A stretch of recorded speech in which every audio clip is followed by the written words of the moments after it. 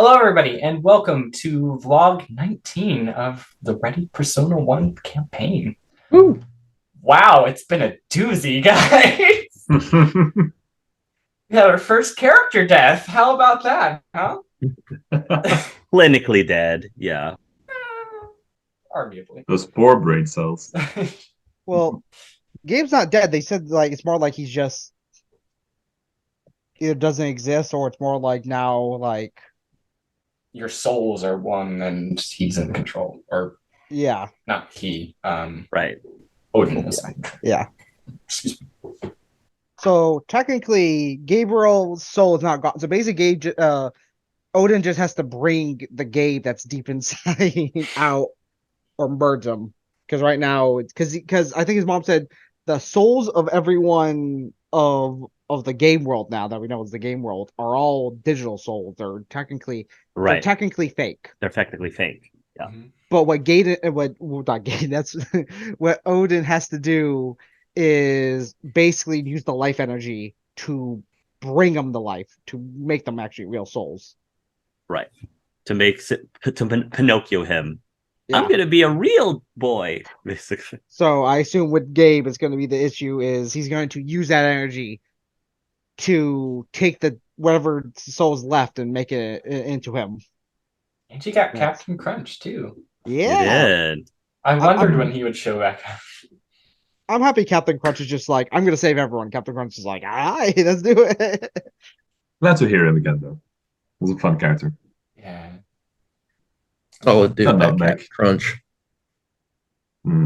Got Nutmeg. That was it. Yeah, I love That that. so that's the thing. Does Nutmeg share a soul, or is it like, are they both plugged? Were they both quote unquote plugged into Yeah, Nathaniel? Nathaniel Bosk. Yeah. So do they like pilot? So Go ahead. that is a very good question. So for all intents and purposes, the Captain Crunch is Nathaniel's avatar, not Mhm. Nutmeg. Nutmeg. And Nutmeg was created as an extension of his avatar. So if we're talking logistics here, Nutmeg is its own independent species, or it's its own intended creature who already has a soul in the real world, but is not being controlled directly by anyone specifically. So it's sort of like a loophole, kind of.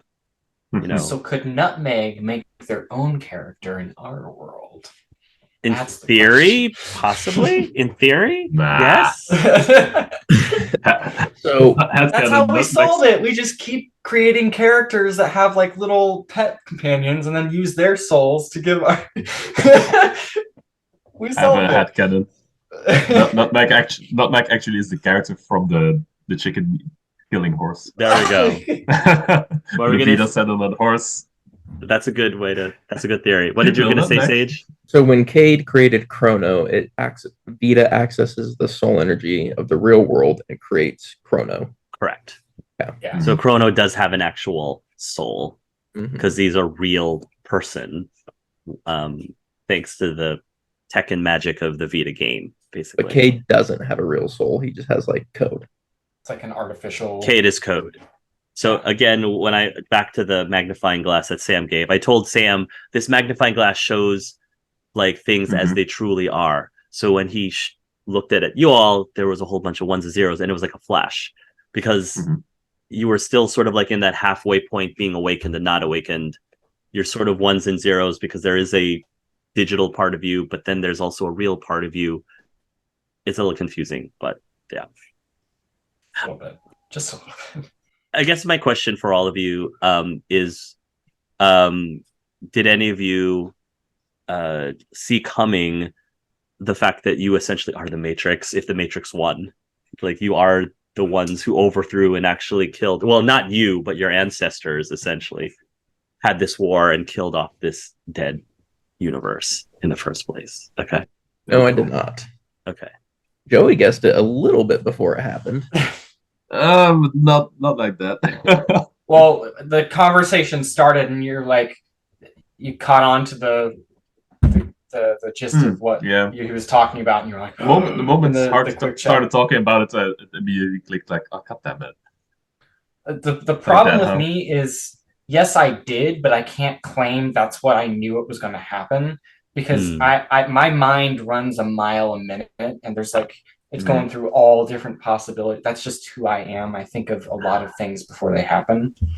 Yeah, I thought of this reveal or this twist, what have you, very early on, like before we even had our session 0, I think, because I had a rubber ducky session like with Shay. Shay was my rubber ducky, Yeah. and I was like talking to him about, okay, so what's going to be the big twist at the end?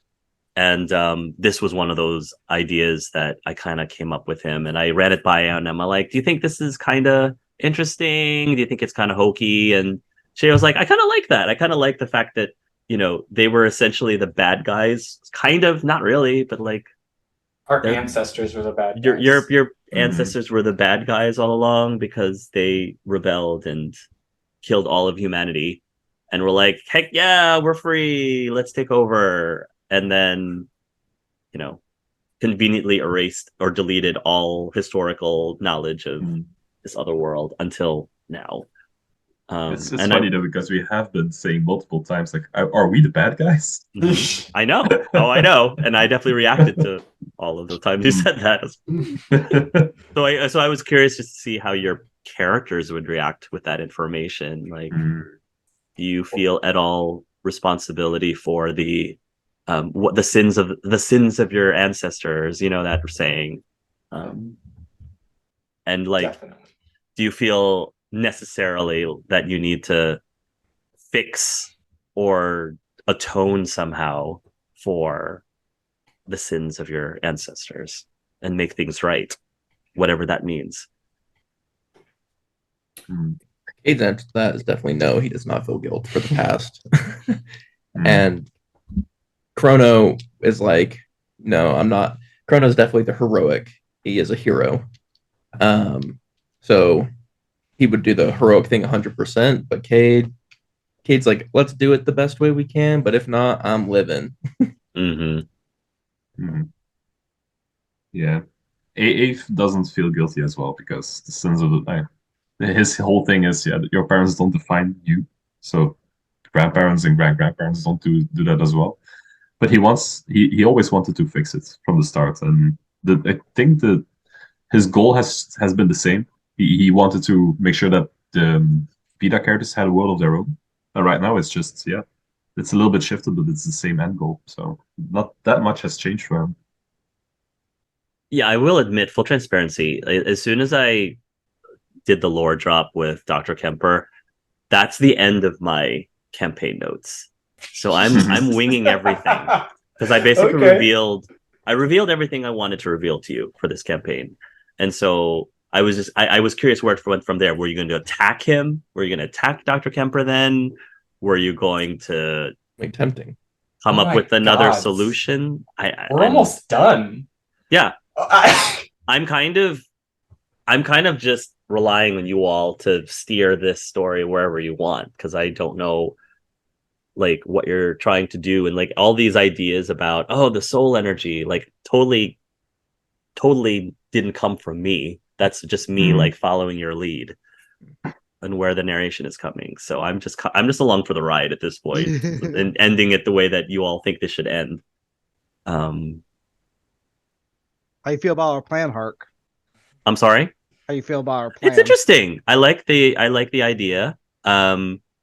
I do think that there's obviously some loose ends that you also are trying to tie, because there's obviously the druids are trying to come in and attack ultimately what they're trying to do out of character is they're trying to get to the mainframe servers and destroy the servers. So they could essentially like delete the game. But of course, by deleting the game, they're essentially deleting the connection with the real world. So that might be not kosher to some of you. And then you have everything the Laurie's group is planning, but you don't know what they're planning now because none of you have decided to talk to her. So they're actually doing something that has not been revealed to you yet as well. It's not that we didn't decide to talk to her. It's that we left her a note that was like, hey, here's the leader of the resistance of people who don't have them. You talk Gotcha. with them. Fair enough. That's what happened. Fair enough. We had a scheduled meeting with her. We I think you had did. a scheduled meeting, but we never did it. I don't think you ever went to it. Oh, Yes. rip. Whoops. That could be next session. Do we have a meeting? That could be a next When session would- if you Yeah. want. When We did had we a make a meeting. meeting with her? Last You guys session. did A that. bird You to her. did in writing. No, I told her that we would come pick her up at some That's what I thought. Oh, You would go and to make her. a meeting. I but it thought you hasn't left happened like yet. a note or something. It was like, I mean, No. a meeting can still happen next session. Yeah, you can still do it first thing next session if you want. Oh, she I has would- a tracker. Like Chrono can just go zip zip, get her instantly. Yeah, easy enough. We just need to remember. Mhm. I do. Yeah, that's hard. So I guess my question for you all, because I can conceivably see this campaign ending within 2 sessions or less, possibly. I don't think we'll end it next session. I think it would be too much to pack in one, but I can see us ending in 2. So my question is, would you appreciate some semblance of a final boss fight, like a final big bad that you have to defeat combat wise, or would you be perfectly fine if it ended more through like role playing and not necessarily a final boss camp like combat? I'm just curious what you all would like for the final session. Personally, fine with just roleplay because given like what our current plan doesn't seem like we're like trying to beat up anyone. So Okay. it seems more like we're trying to get the plan to work. And Okay. Mhm. How about the other Yeah, 3? 6. Go ahead. Yeah, likewise. If it happens, I'm not mad. If it doesn't happen, I'm not mad. Okay. So if things ended relatively diplomatically, you wouldn't feel cheated or anything. Oh, no. Okay. Okay, cool. I feel the like the main final thing boss is I'm looking the for, problem. like completely selfishly, is just the confrontation with Grella.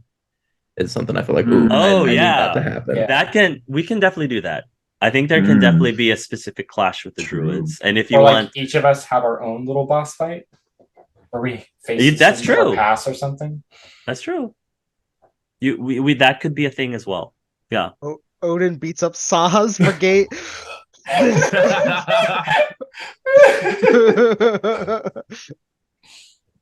Rest confronts Phoebe. You know, all the Yeah. dramatic stuff as our final like sort of boss. I can see at least we can I can plan for a Grella confrontation next session and then have something else, whether it's combat or not, in the final session. So okay. Sounds good. Yeah, you wouldn't cheat us, honestly. I I kind of feel like we're cheating you because like I mean you've been going off of us, but like you've also been presenting these options and these hooks, and we haven't been taking it. And now we are kind of set up for the end. But I mean, if you want me to be honest, as a GM, I do find that combat can be very like challenging. Oh yeah, And I feel like I think myself as a GM, combat tends to be my weaker part of GMing, and role playing is really where I shine better. So if I had a choice, I feel like I would prefer going through a diplomatic role playing route versus a combat route as the final confrontation. But I know that some players kind of feel like it's anticlimactic if there isn't some semblance of a very epic showdown of some sort. But yeah, I mean, what is a spy thriller for if not like an epic confrontation of two minds? You know. Yeah, combat is just a means to get the same goal. It's just solve a problem, in my opinion. So if we just solve the problem in the end, is it by combat? Is it by political things? That's all good. I also see an option that I did with the Dragon Age Season 3 campaign where the final confrontation was on the penultimate session. So they defeated the big bad, or whatever you want to call it, in the penultimate, and then in the final session, it was basically like the aftermath, where they got to tie a lot of loose ends, sort of role playing the epilogue for a session before the formal epilogue, in a ways. So I can see that kind of happening if you somehow resolve everything in one session next time. So Yeah. Well, it's been a lot of fun. Yeah. Yep. Well, towards the end, yes, man. it has been. Yeah, we're almost there. I think 2 Oh. sessions will be done. So Oh yeah. God, So Hart, I I'm got a not question. ready. Did you think that Gabe and Odin would try to do the whole just together we're one kind of deal? no clue. I knew you've been trying to make contact with your mom or the Raven Queen for a while, and so I wanted to allow you that, but I also wanted to come with a cost. And Yeah. so, and I figured she's the goddess of death or the angel of death. I'm like, you kind of can only contact them through death. So that's what happened. Yeah. I mean, I kind of like the end idea where they're kind of 2-1 because Yeah. it kind of it's not like they're getting their cake and eating it too, because technically there is a sacrifice Right. for them to get it, which is Yeah. both of them. Yeah. For both of them to live, they both kind of have to die, which is Right. To become, yeah. So it would be, we were talking about this. It would be Godin, the Ave of Diamonds, Fellow, and I guess Cronade. Cronade? It sounds like a drink. Cronade does sound like a drink. Flavor of Gatorade. There we go. So it's I like like it's like Crade it's like because the that's anti. It would be like the competing Yeah. beverage against Angel Nectar is Cronade. Yes, I support that. Timeless. It has no sugar. No Hey. sugar. Now a god supporting it. No. That's true. Oh no. Do we really want to live in a universe that Odin's has a god temples that are does just that? stores. For Now I'm very curious about how that other god's gonna feel now that there's another god stepping on its turf. Mirage, you mean? Yeah, Oh yeah. that Yeah, could that also will. be a thing where That it's would like not be. because now Otis gonna be like, "Don't worry, guys, I got this." And Mirage will be like, "Who the hell are you?" and your children are also gods too, technically, right? Technically, yeah. Yeah. But they can't like do their thing. Yeah. Because Well, their goal is to save both their kids. So both of them are willing to die to get both their kids to be safe. So I guess there's also the idea of like maybe we solve the problem, but other people don't want to solve the problems per se. They want it their way or something. well, that's probably what Mirage. That's what I'm thinking might happen with Mirage, because Mirage has been living in this dead world for like how long? Yeah. And If he really is a god, yeah, he could just who be a knows? mind flayer that's like, the only one around. Oh no. The mind player that was left behind. There you go.